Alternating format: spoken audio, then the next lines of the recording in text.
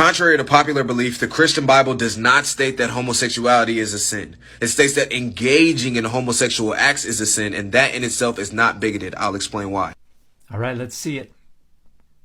We first need to get some definitions sorted out because it seems like there's some ignorance and confusion surrounding this topic. If you are bigoted, you are obstinately or unreasonably attached to a belief, opinion, or faction, in particular prejudiced against or antagonistic toward a person or people on the basis of their membership of a particular group. So just believing that homosexual behavior is a sin isn't bigoted. So this is a pretty textbook dictionary fallacy, and anyone who's been around my channel for any length of time knows how little I respect quoting a dictionary as an argument. Dictionaries don't adjudicate meaning.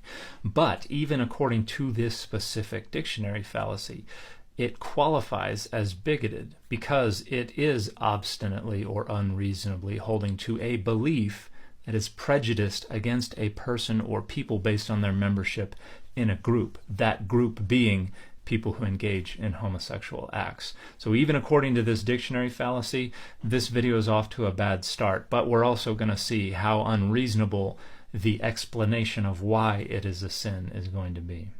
Sin is defined as an immoral act considered to be a transgression against divine law, but it was translated into English from the Greek word hamartia, which means to miss the mark, like in archery. And that's a good way of conceptualizing sin, to miss the mark. And the mark would be the most ideal ways of bringing about goodness and progress within yourself and for humanity. So to commit a sin in the most fundamental sense is to do anything that doesn't strive for goodness and progress. So this creator's argument is still mired in the dictionary fallacy, but we are adding to it the etymological fallacy, as well as an entirely arbitrary assertion about what the mark is that sin misses. So this is just this creator's own personal rationalization of why homosexual behavior should be considered a sin.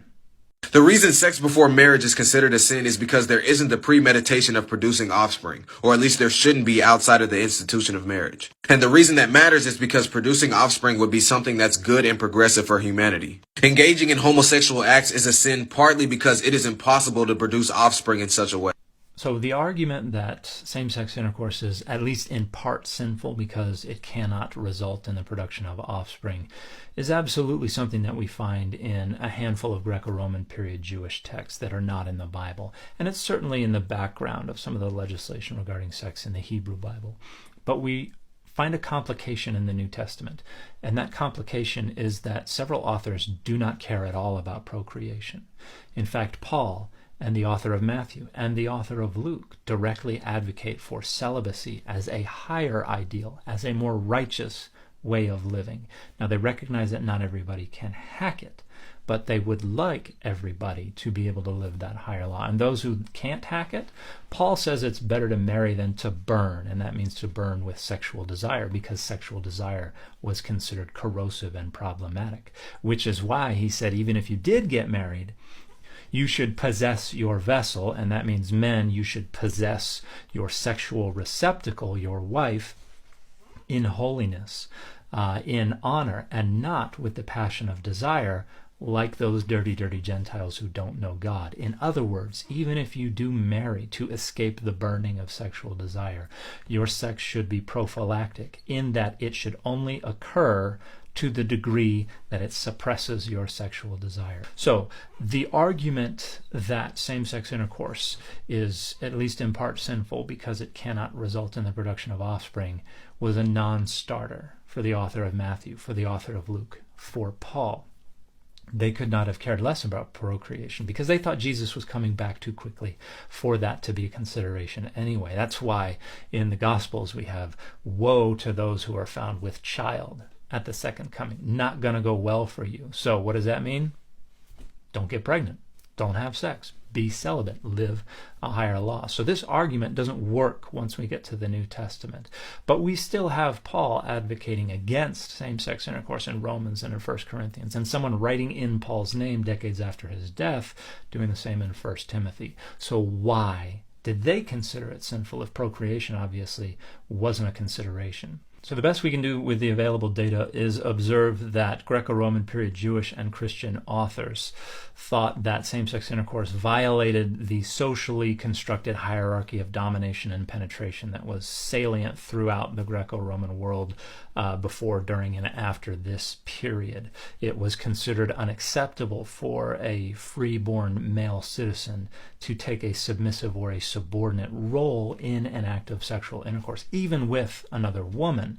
And I've talked about this in a number of videos. As late as around 1000 CE, we have people talking about how it was considered unacceptable for a woman to be on top and a male to be on the bottom. And we see that in some rabbinic literature. We see it in ancient Mesopotamian literature.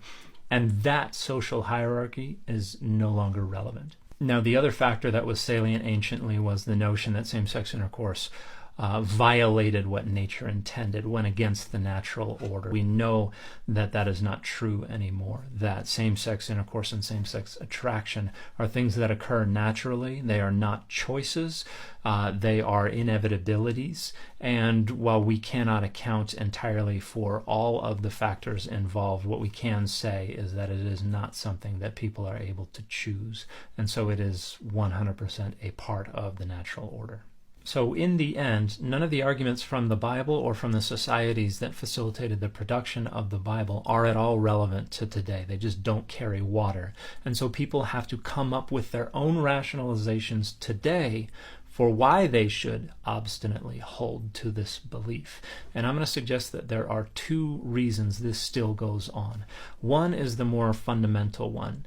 A lot of people feel an intuitive aversion to the idea of same-sex intercourse. It's just icky for a lot of people.